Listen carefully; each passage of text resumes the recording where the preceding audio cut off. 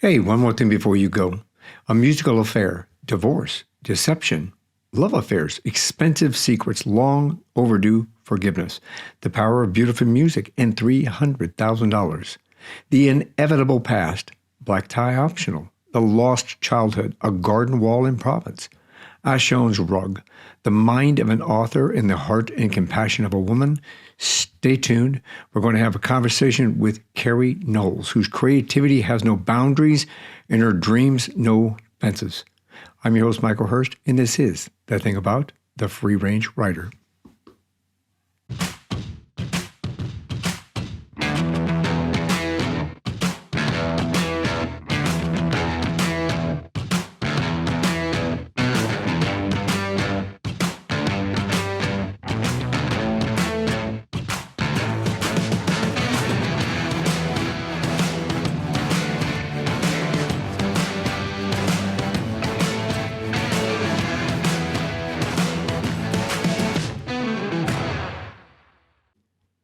My guest in this episode is Carrie Knowles. She's the author of 8 books, 4 novels, and 4 nonfiction. She also pens a regular column for Psychology Today called Shifting Forward, A Wanderer's Musings. Carrie was named the Piedmont Laureate for Short Fiction in 2014. Her short stories have won more than 25 awards, including the Village Advocate Fiction Contest, the Blumenthal Writers and Readers Series, the North Carolina Writers Network Fiction Syndication, and so many more. She's a brilliant writer, a brilliant author. She's been named a finalist in the Grimmer Train competition 6 times and was also a finalist in the Doris Betts Fiction Contest and received an honorable mention in the National Literary Awards. Today, we're going to have a conversation about her journey into becoming an author, what she has shared both personally and professionally. Welcome to the show. Thank you. What fun. I am ecstatic about what we're going to talk about today. We have so much to talk about. I hope we can squeeze it all in. I always like to start in the beginning, so if we don't mind, where did you grow up? I grew up in a small town called Wayne, Michigan, which is kind of between Ann Arbor and Detroit. And that's where I grew up because my father was blind and worked for Leader Dogs for the Blind, which was in Rochester, Michigan, but he traveled all over the country. He flew all over the country and raised money for Leader Dogs and talked about Leader Dogs and all of his life as a blind person, whatever.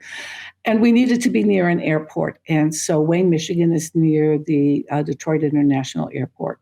And that's where I grew up. And I went to Wayne State University in downtown Detroit and now live in North Carolina and soon to live in D.C. So there we are. Do you have brothers and sisters? I do. I have 2 brothers and a sister. So there's 4 of us all together. And it's fun. We have a good time. Now, you went to university, you said. What did you go? Did you go there to be a journalist or an author or a writer of some type, or do you have another idea in mind when you grew up? Well, my father really wanted me to be a doctor. And sometimes, you don't get what you want your kids to do. And so I started at Wayne State in physical therapy and didn't like it at all. It just wasn't who I was. And I wanted to be a writer. And my father didn't want me to be a writer. But, I won on that one. And Wayne State just happened to have a really writing department. But in the meantime, I had to pay for my own college. And that was back in the 60s when that was a possibility. I mean, you could actually work and pay for college, which I don't think you can do that these days, but you could then. And one of the first jobs I got was with WXYZ Radio in their communications department doing advertising. And at that time, they were part owners of the Detroit Lions. And so I did a lot of promotional work, writing promotional stuff for the Detroit Lions, for the radio station, and a bunch of things like that. And then I went on to pay for my last 2 years of college by writing for a sports magazine, an outdoor sports magazine called Competitive Breed. And I would leave school on Friday evening, and I would cover drag car, speedboat, and motorcycle races all over the state of Michigan. And I would It was fun. It was, at first they didn't want to hire. They said, I went for an interview and they said, you're a girl. And I said, correct, you got it. I said, but I can write. And they said, but you're a girl. And I said, I'll write 2 pieces for you. And they're free. You don't have to pay for them. But if you like them, you have to hire me. And that's how I got hired. And I would come home Sunday night and I would stay up all night and I would write all my copy, turn it in on Monday morning, and I would go to school. And then next Friday, I would get up and go cover these races and then come home Sunday night. And that's how I paid for school, the last 2 years of school. That's brilliant. And you showed them. Yeah. So, I think my first big award for writing was, which all 3 of our kids covet. They all say, it's mine, it's mine. I have a giant loving cup called the Carrie Knowles Challenge Cup. And the magazine decided that they wanted to sort of promote the magazine and maybe that they had a woman on staff, whatever. And so I was the first woman to cross the state of Michigan on a snowmobile. Oh, very cool. Very cool. Had I had a snowmobile before? No. Did that matter? No. Yeah, it's so, just get on and go. Do it. Yeah. So I left college and thought, writing is interesting. I like that. I know how to do that. And so I just sort of slid into a life of a freelance writer. And that's where I am still. Well, I can appreciate a writer. I grew up in a newsroom. My father was a journalist, and I literally grew up in the newsroom. I spent so much time there as a child. And then when I wasn't there at his work, whatever newspaper he had been working for, I was in his office as he was pecking away on the typewriter and getting his stuff squared away. I used to go out with him to the train wrecks and the car crashes, and which probably got me into wanting to be a cop, by the way. Right. But I went to all these different things that he went to. My sister got to go with him when he had to cover. It really broke her heart. He had to cover the Beatles when they came to town. So she was like 15 years old, and had to go with. Had to go work with Dad. Yeah, exactly. Just had to. But yeah, I respect that. It's a wonderful career to have, and like all good journalists and all good article writers, you want to write a book. And when did you get your first book started? My first book came about because our mother. There are 4 siblings in our family, and I have 2 brothers and a sister. And our mother developed Alzheimer's, and it was, in the 90s, and she exhibited all possible, manifestations of Alzheimer's. And we were, as a family, trying to deal with what was going on. And my siblings called me and said, look, you're the writer, and there's nothing in print about the impact of Alzheimer's on the family. And we are dealing with the impact of Alzheimer's on the family. And we don't have a resource to go to. You have to create that resource. And so they were wonderful. And so The Last Childhood, the reason it's called The Last Childhood is because from onset to death, on average, is 17 years, a childhood. And so with their help and their approval, I wrote about the things we did right, the things we did wrong, and interwove research about Alzheimer's throughout that book. And that was the first book that I wrote.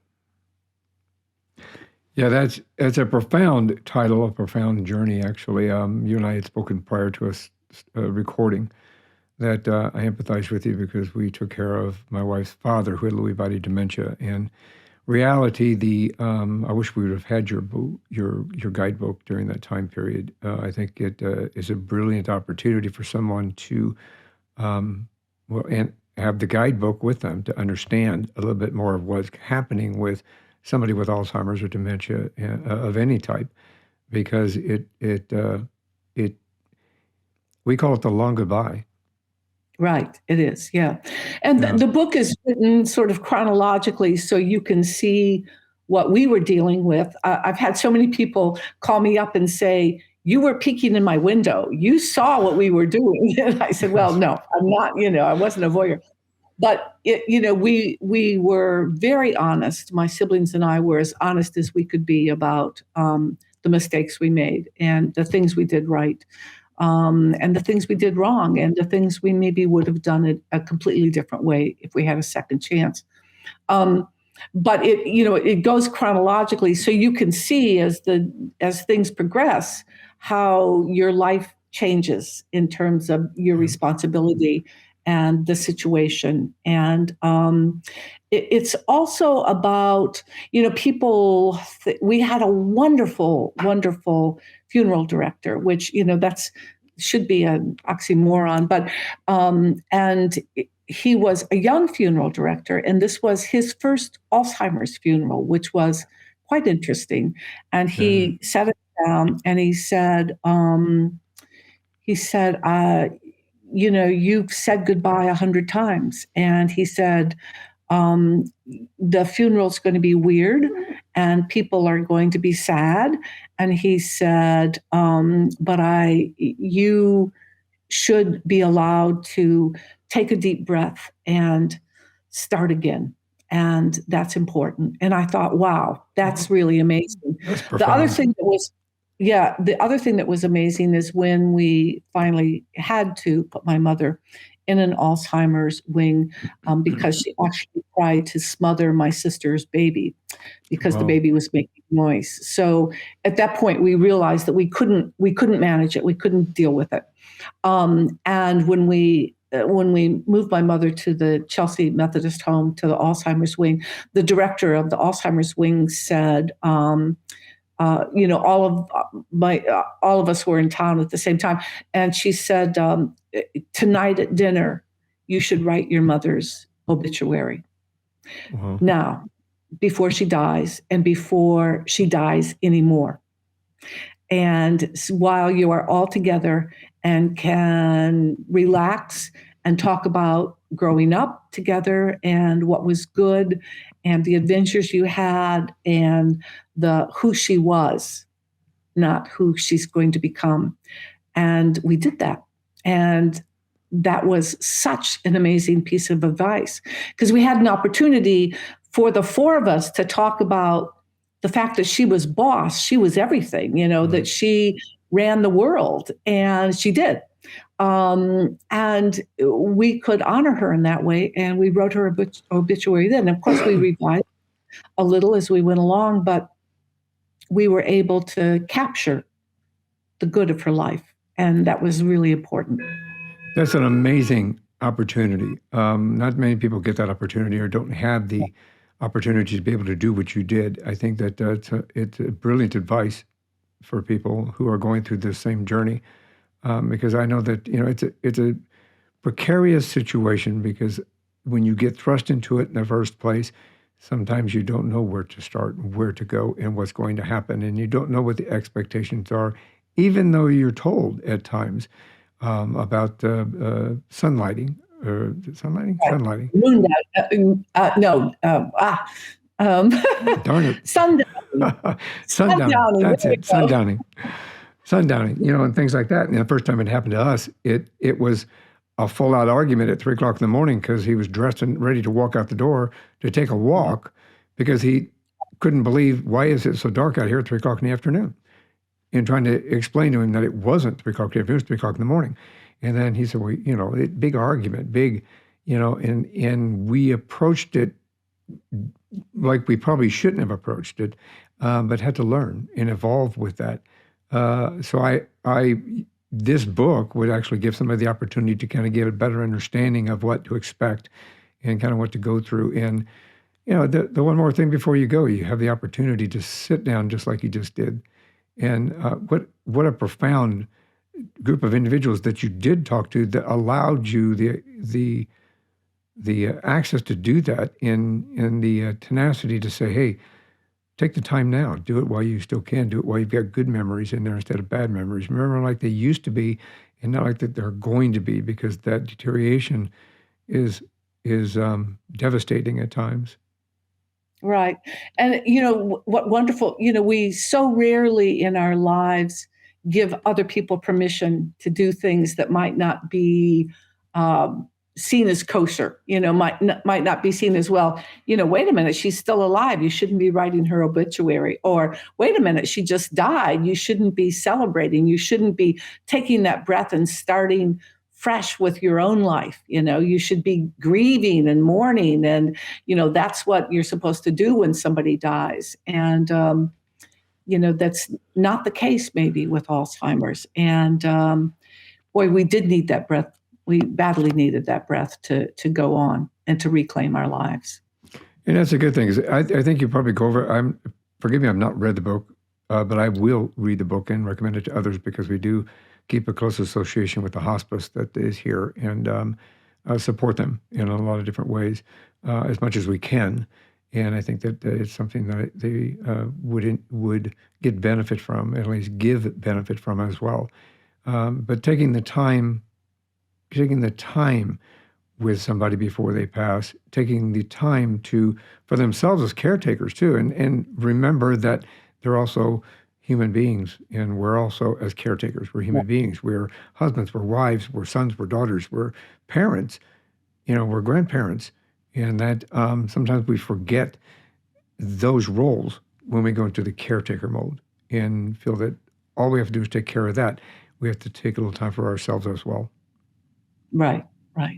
And the caregiver role does, you have to move yourself aside, but you have to also hold on to yourself a little bit, which that's such a balancing act. That's so hard. It is, very much so.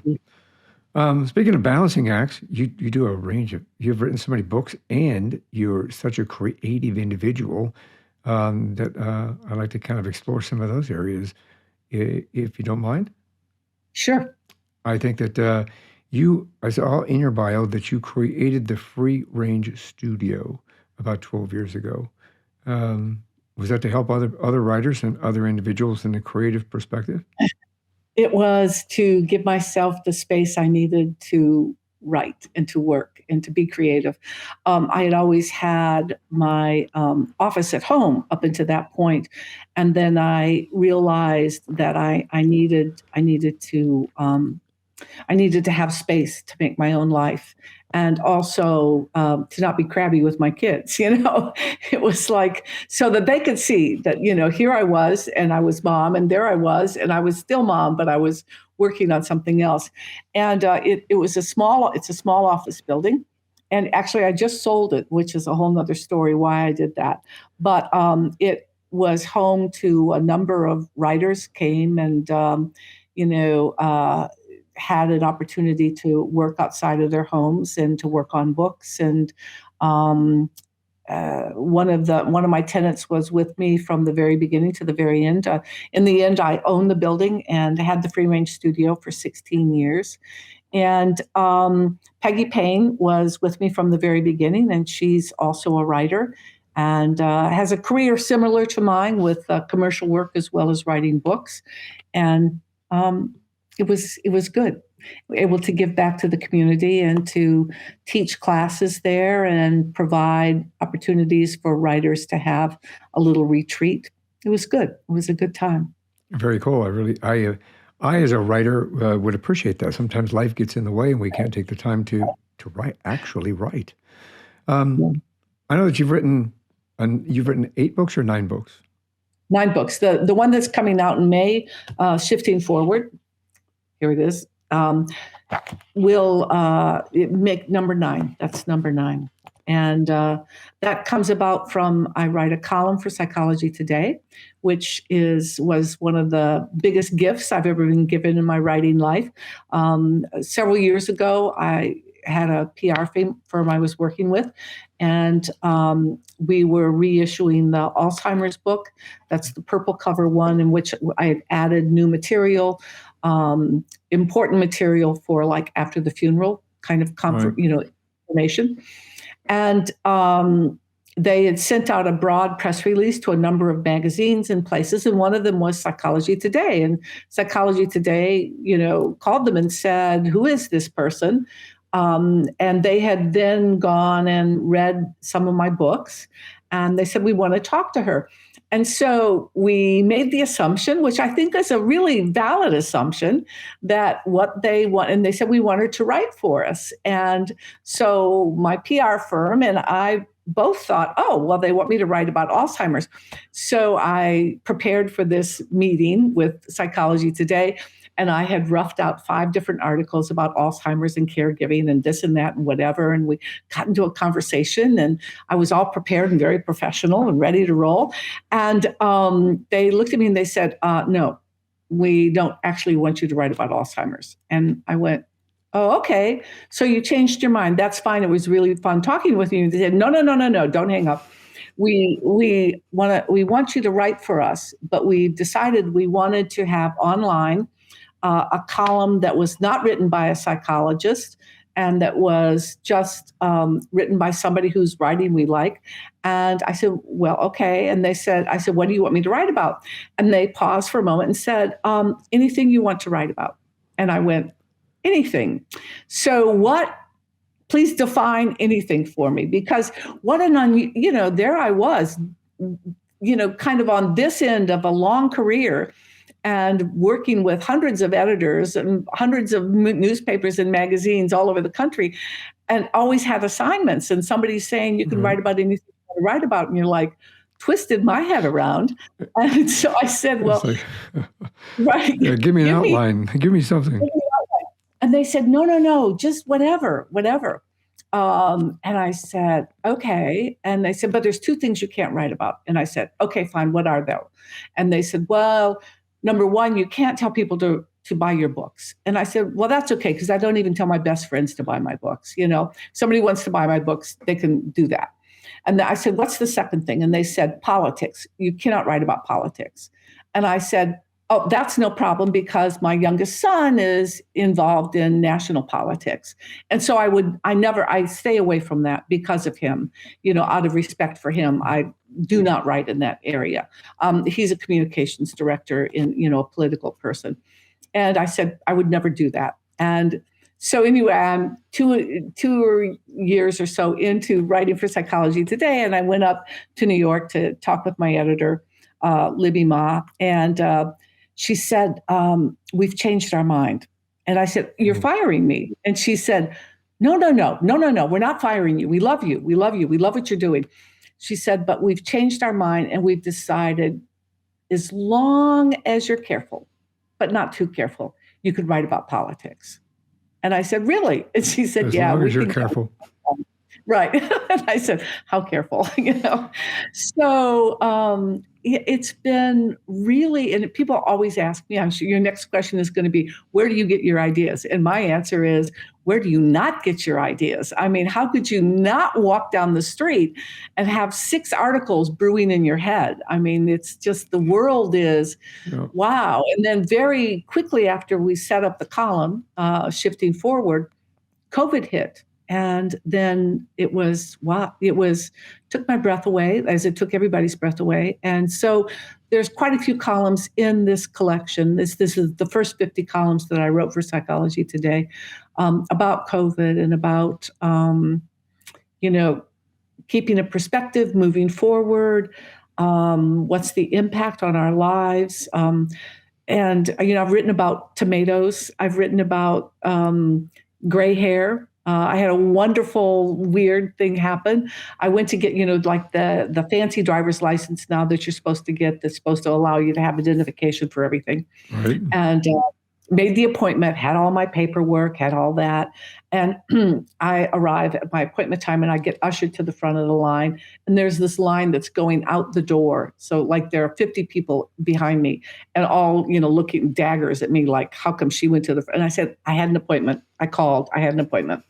3 months ago, I got this appointment. So I go, and, the person says, blah, blah, blah. And, she says, "So now give me your old driver's license." And I did. And she said, "Is everything correct?" And I said, "Oh, yeah, everything's correct on there. Everything's correct." And she paused. And now there are 50 people in line. And I'm getting very nervous because I could get mugged on the way out of here because I've been taking this woman's time, you know?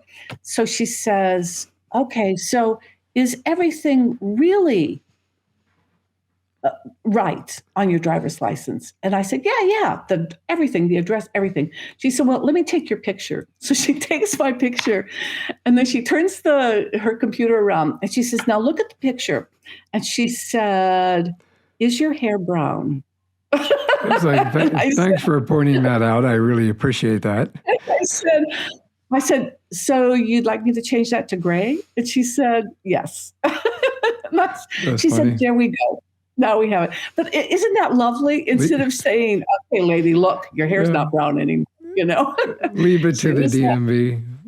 Right. I just love that. And so I wrote about having gray, you know, discovering you have gray hair. That's funny. So it is funny. And she was so gracious. God, I just loved her for that. And then I asked my granddaughter, what color is my hair? And she said, silver. And I said, okay, fine. That's okay. And then I asked my hairdresser, yeah, silver works, you know, whatever. But isn't that great? So anyway, I write about anything and everything. And there's much to write about in the world.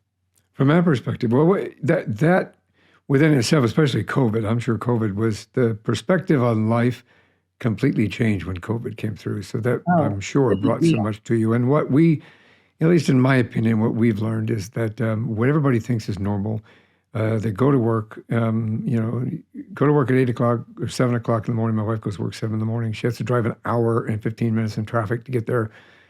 She works all day long in a closed-in little office and then drives an hour and 15 minutes to get home. And for about a year and a half, she worked from home. And everything changed. And it was, we get up in the morning, we had a nice cup of coffee. I drink tea. She had a nice cup of tea. We sit on the back patio. We listen to the birds. We'd, look at nature, watch the sunrise.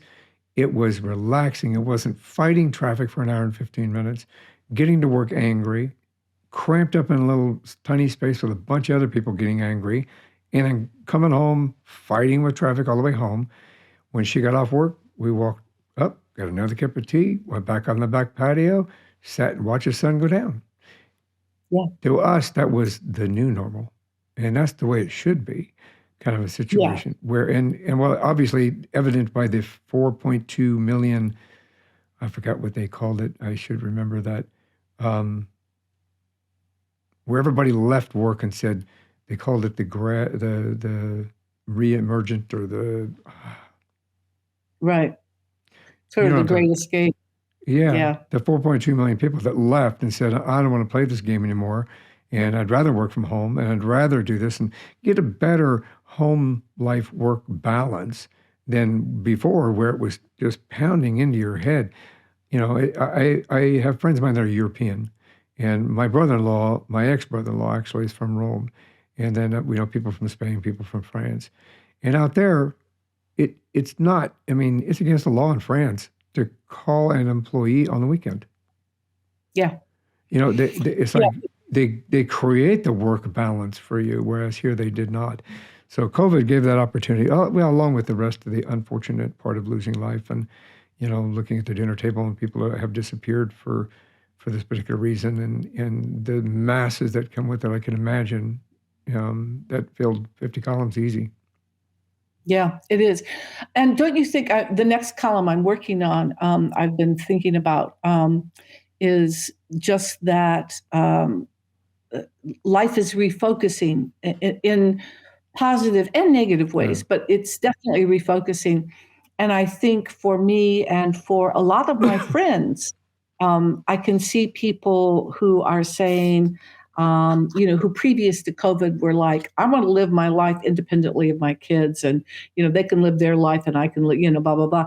And I think people are going, maybe what matters is my family. Maybe what matters are my children and my grandchildren. And I haven't been able to see them. And maybe if this is not our last little dabble of a pandemic. Something else will come skirting along. There's no question about that. And so, I think I see numerous friends of mine making the shift to move where their children are and their grandchildren are so that they can spend more time, because that's what's important. And, Yeah, I agree. close friends and family is what's important. That's why I'm moving to DC. We also own Yeah. a little place in Ohio, but, and those grandchildren, I mean, they just fall out of the heavens. They're just so fabulous. I'm still It's waiting on great. grandchildren, so but I understand that. I'm going to quote you Well, on that. tell me that again once you get grandchildren. We can talk about why Yeah. it's so different and such a gift, I'm going to quote you on that to my kids and say, hey, listen to this words of wisdom That's right here. right. Because they'll enjoy it too. Yeah, I'll open up every phone call with that. Hey, real quick, listen to this. Yeah. Right. Yeah, that's true. They're Well, really fun. we know where you get your inspiration for your columns. Where do you get your inspiration for your novels? That just, that's a funny question, because a hard question to answer, because, a novel is something, a column, I can write a column in a couple days or a week, a polished, nice column. So, I mean, it's a commitment, but it's not a life commitment. But, a novel, it is a big commitment, and it's not something you whip off in a weekend or a week. And so you better have a topic and a bunch of characters that you really care about, that you want to move forward. And, I think we talked earlier before the tape was running, one of a recent book. Well, you have a musical affair up, and I can tell you very briefly where that book came from. Our oldest son is a classical musician in Europe, and he has his own group called the Echo Collective. But anyways, several years ago, he called me and said he was he was playing in a very nice chamber orchestra, and he said, "Mom, I've got this idea." He said, "Why don't we work together? And I have this idea for a really cool chamber music festival, international chamber music festival. Wouldn't you like to work with me on this?" So I wound up, I'd never done anything like this before in my life. So I wound up for 5 years running an international music festival. And so a musical Wow. affair is about the truth behind the arts, about how hard it is to raise money for them, and kind of what goes on behind the curtain. And it's racy and funny. It's the funny book. You got to write one funny book. Yeah, what I like about it is your phrase, the names have been changed in order to protect some men in the story who should have been ashamed. And sometimes it's not about music that matters, but the money. It's the money. It is the money. I'll tell you a very quick story, because we have so many things to talk about. So, this also was a topic I didn't want to delve in because my son's involved in this world. But one day I'm in my office, and I get a phone call from a very wealthy person in town whose name is on every arts program. You go to the ballet, the opera, the symphony, blah, blah. Their name is there, on that list of donors. And I get a call. And the person says, "So what are your levels?" Now, let me just explain. I'd never done anything like this before, so I didn't know what they were talking about. My levels. I mean, thinking, what is my level before I jump off this roof? What is my level, whatever, And they say, no. What are your giving levels? So I made it up. I'm on the phone, so I made it up. And I said, well, this is this, and this is a that, and this is a that, And, there's those ranges like 500 to 1,000, and then 1,000 to 5, whatever.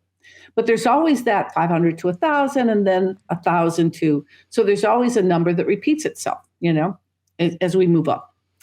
And so the person listened and said, well, what's your highest one? So I made that up and said, it's this. And they said, okay, fine. 3 days later, in the mail, I get a check for $1 more that puts them into the highest level. $1. And then I realized that how much it was about the money. And that's interesting. That's what drove me to write the book. It's all about the money. It's not about the music. It's almost like my wife loves to watch the game show where you have to You get up there and there's four of you across the way, and you have to guess how much that item is. How much is that chaise lounge? And somebody says 200, somebody says 150, somebody says $1. I can't remember the name of the show. Let's Make a Deal? I think it's Let's Make a Deal. I don't watch television, so I don't know. Yeah. Yeah, I think it's Let's Make a Deal. But same thing here. And there's always somebody that bids. Somebody will say 300, and the next person will go 301. And Yeah, it made him the that's highest one. And if you're around that area, you get it. Yeah, exactly. So anyway, that's where it, but and so then the inevitable past, which we had talked about, came about because of a story that's haunted me my whole life. And I'll briefly tell you the story. And in 1902, a young woman was found badly beaten and unconscious on a train station platform in Macon, Georgia. And the police found her, and she was unconscious. She didn't regain consciousness. She was very pregnant. She had no luggage. She had no purse. She had no wedding ring. She had no identification. She had no train ticket in her pocket, nothing. And they took her to the Door of Hope, which was a home for unwed mothers in Macon, Georgia. And a doctor examined her and realized that she was probably not going to make it. She was badly injured, but that she was probably far enough along in her pregnancy that they could save the baby. And they made the decision to do an emergency C-section and save the baby. And the woman died during the process, and the baby was delivered by forceps, and the baby's eyes were damaged. The baby was her father. And no one ever found out who the woman was.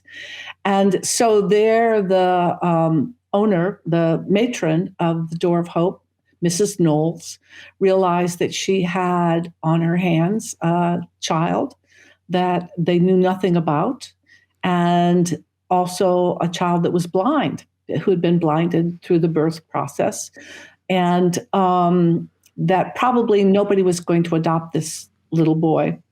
And so she raised him at the Door of Hope and gave him her last name, Knowles, which is my last name.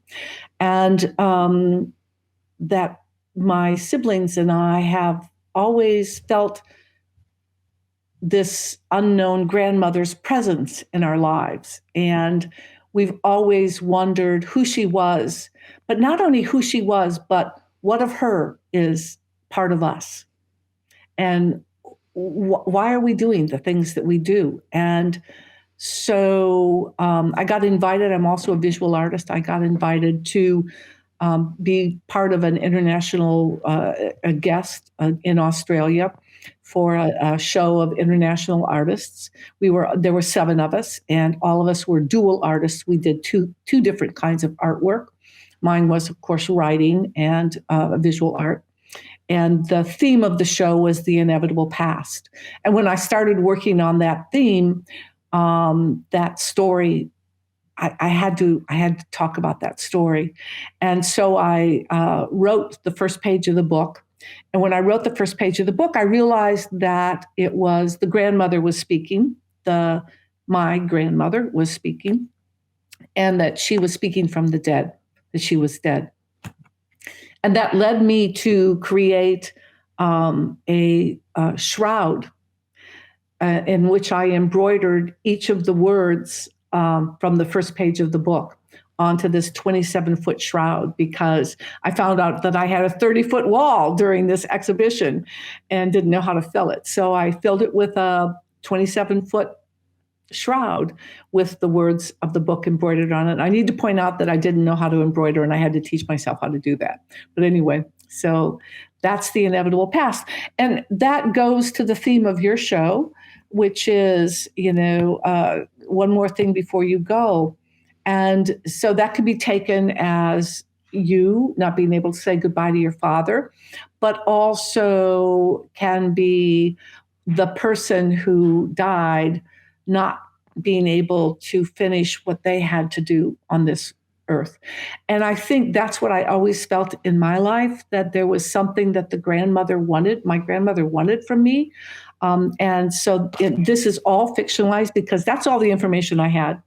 My siblings helped me with research, and we found out a lot about Mrs. Knowles, who was the matron. You'll have to read the book to find out all about that.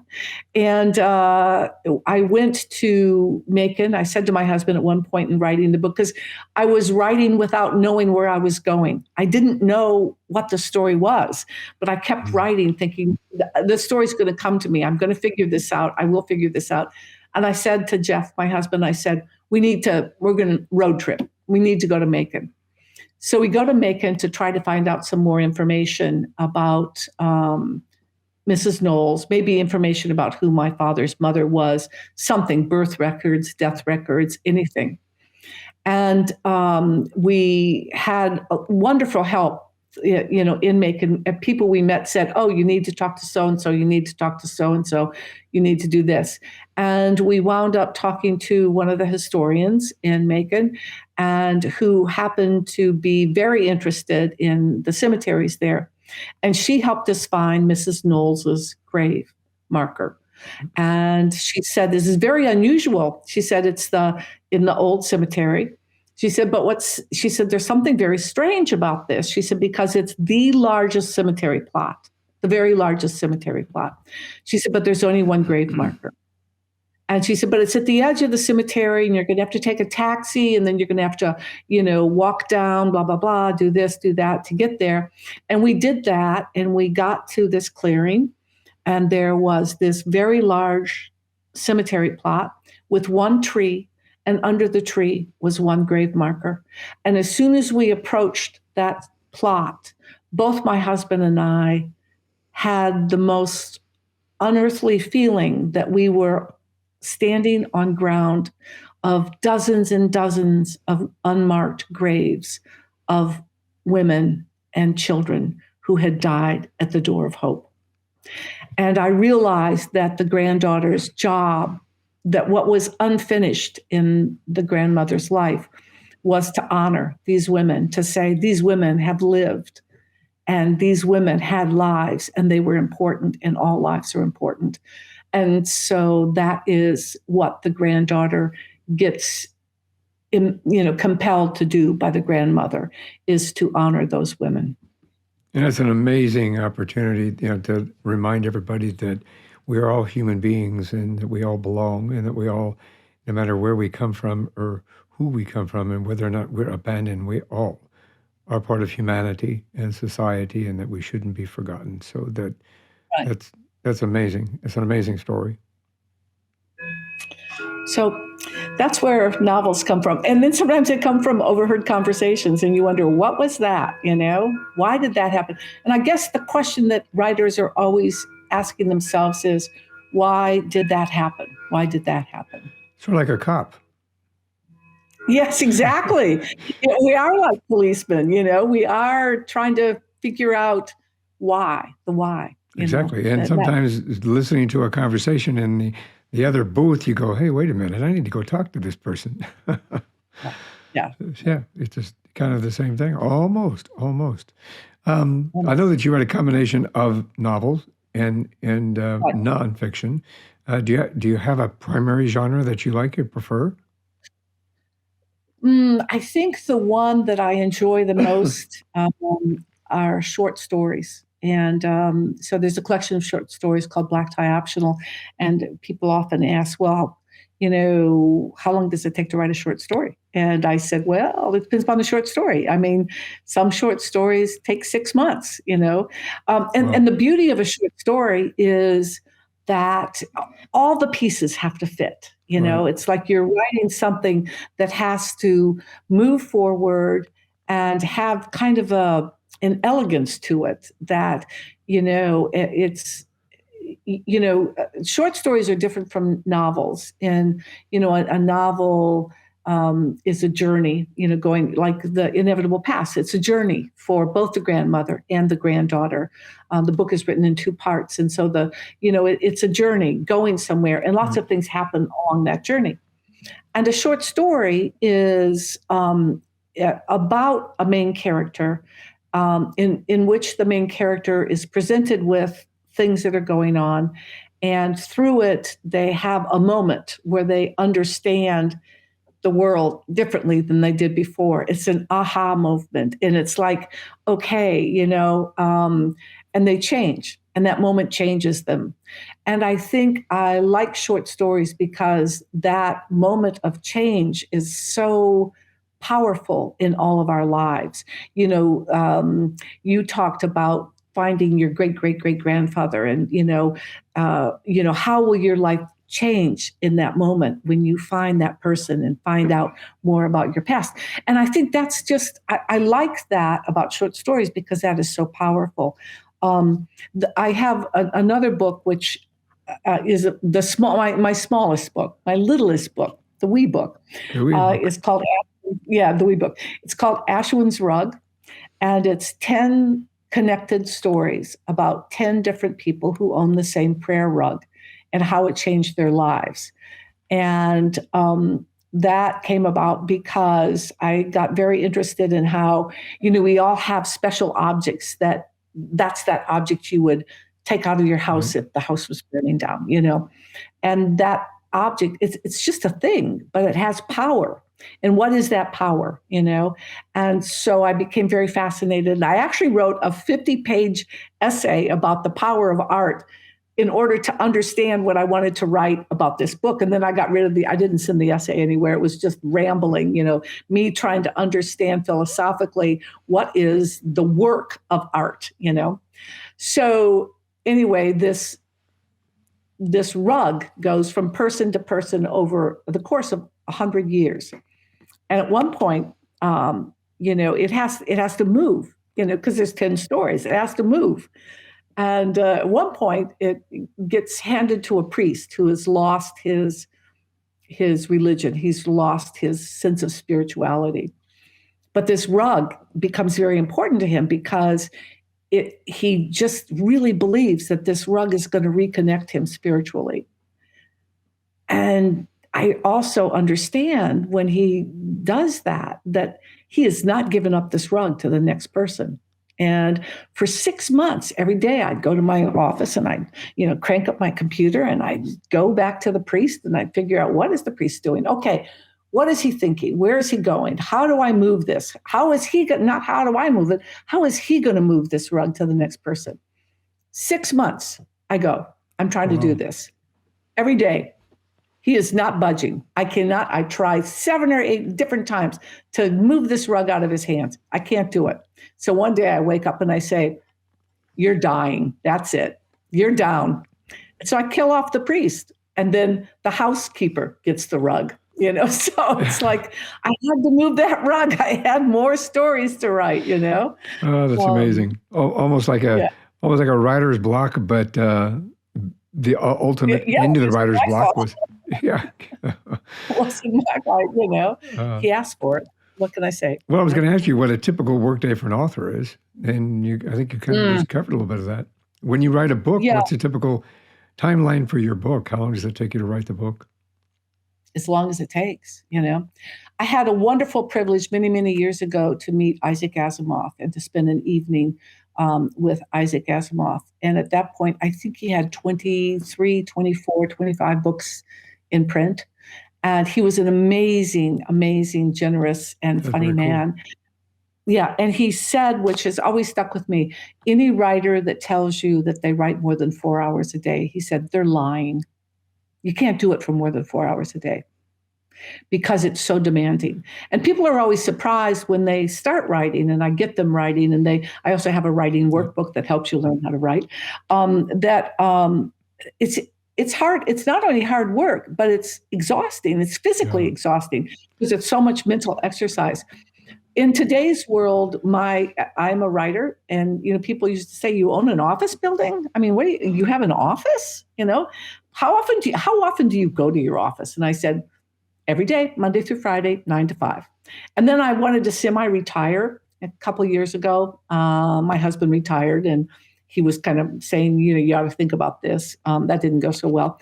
And so I started swimming in the morning, and I wouldn't go to my office until 10.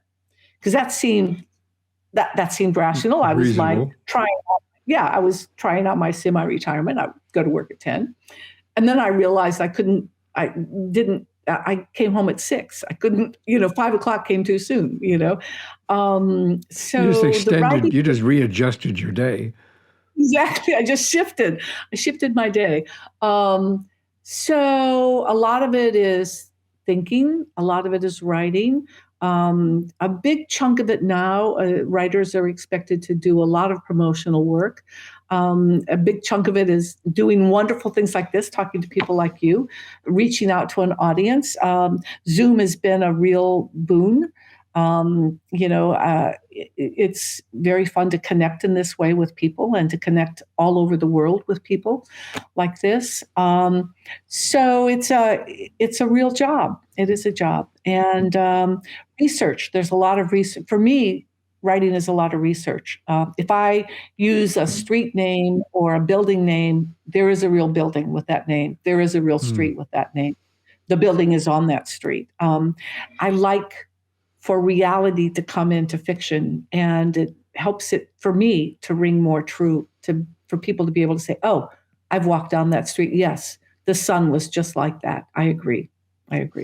And I want to divulge, I might divulge a secret. Has your husband ever been a character in one of your books?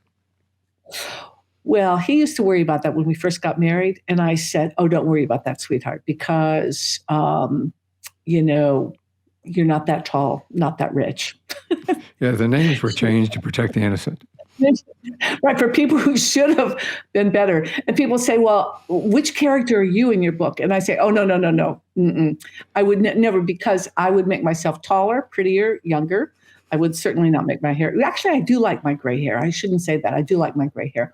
Some people don't look good in gray hair. You look nice. Yeah. And smarter. I'd make myself smarter and much wealthier, much wealthier. There you go. I would do the same thing.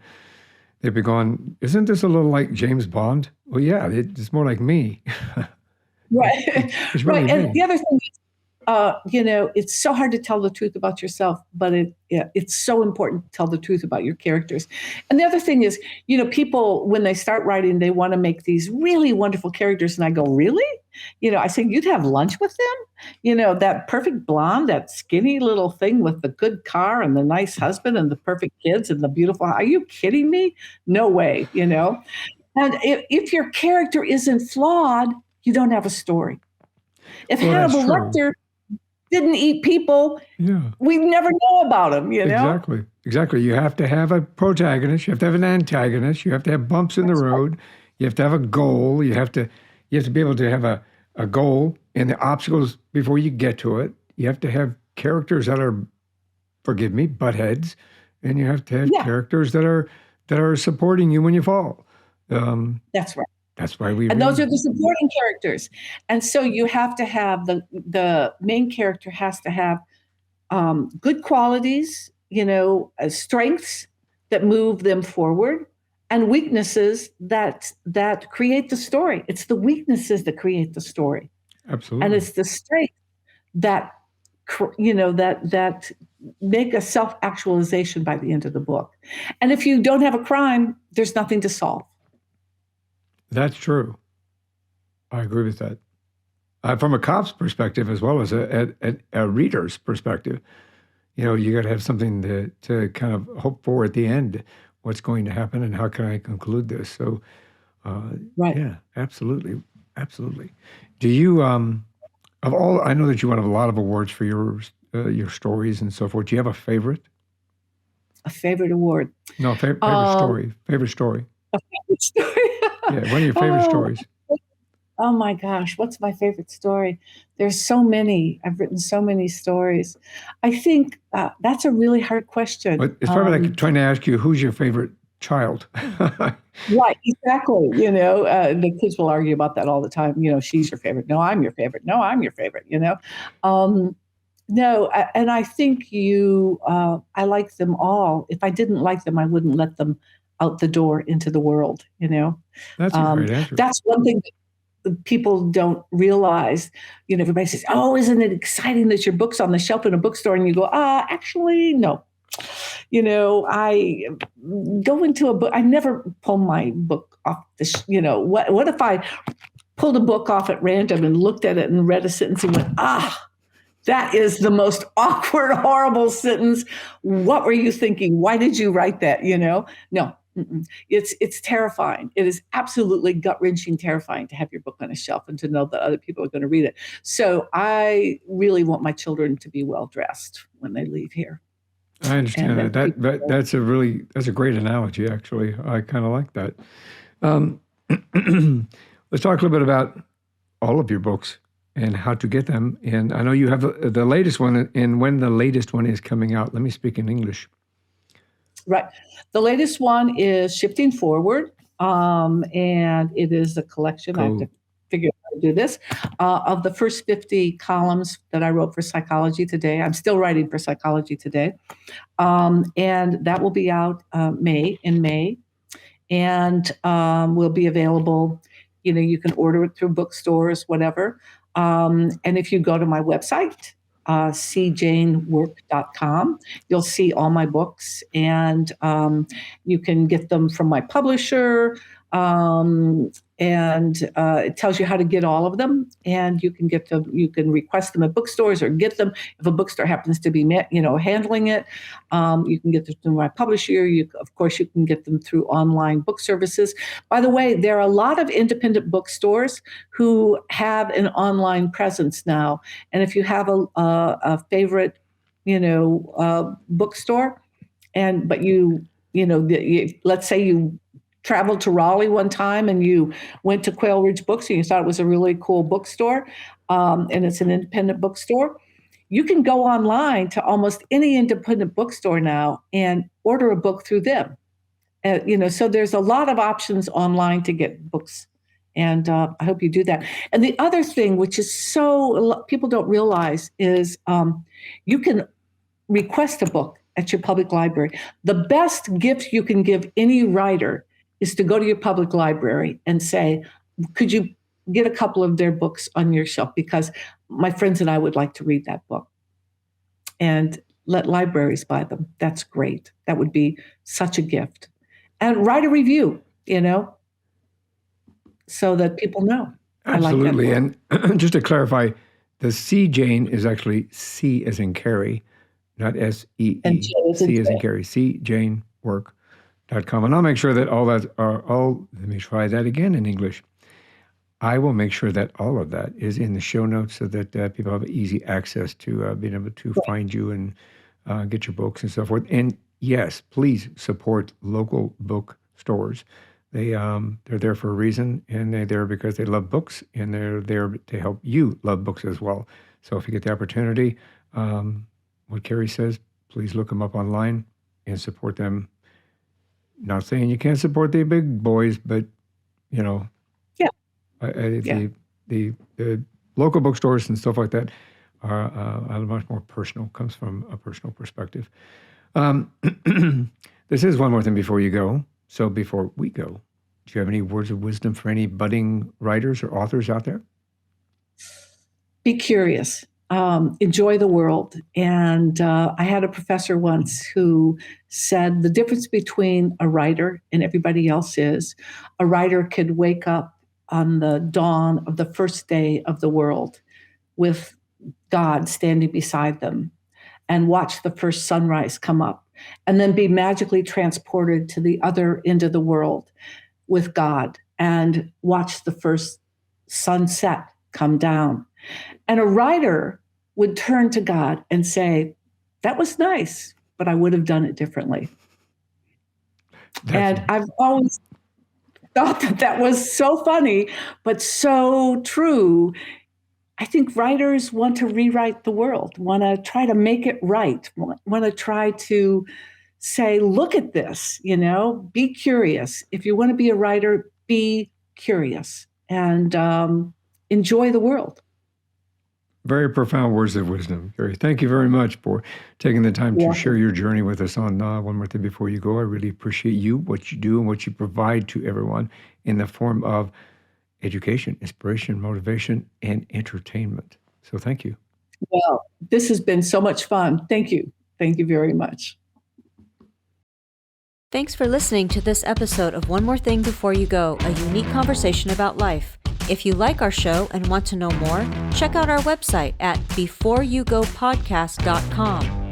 That's beforeyougopodcast.com. Tell your story, share your expertise, contribute to the blog, and subscribe to the newsletter. You can find us as well as subscribe to the program and rate us on your favorite podcast listening platform.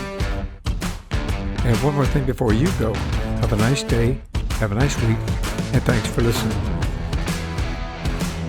One More Thing Before You Go, a unique conversation about life podcast, is a creation of One More Thing Productions, established 2010, all rights reserved.